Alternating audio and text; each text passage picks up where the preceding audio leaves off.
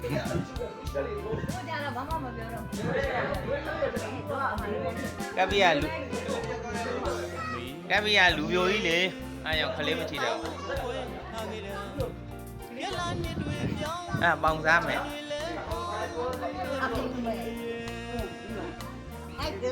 ရှင်မတန်တာလွှမ်းရရတွေ့လေချိုးလက်ကြီးကတာဒီမင်းကိုလေးကိုမမီတာရင်ခေကညမအကြောင်းရဲ့ကောင်းရဲ့လီအမေမရှိတဲ့ဘဝမှာတာဖြစ်ကိုကြည့်ပါဦးအမေရဲ့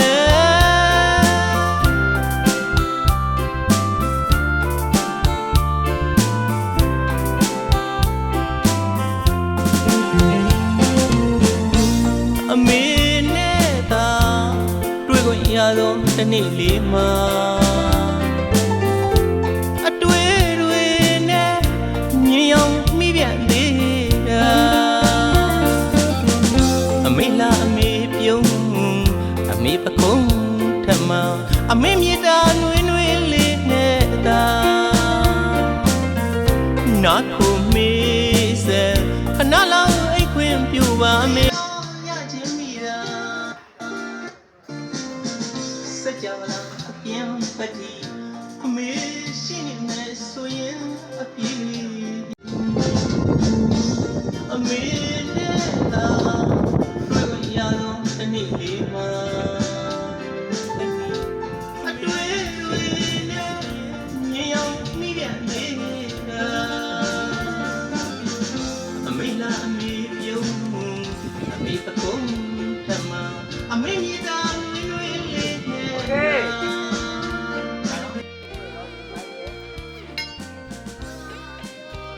ကင်မရာမကြီးနဲ့မကြီးနဲ့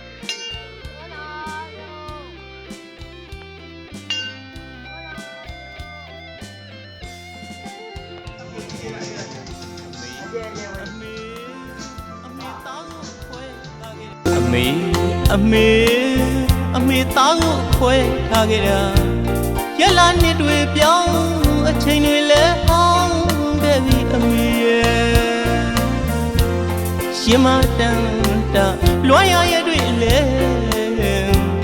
ချိုးလက်ရည်ကတာလူမမဲ့အရွယ်လေးကိုမှ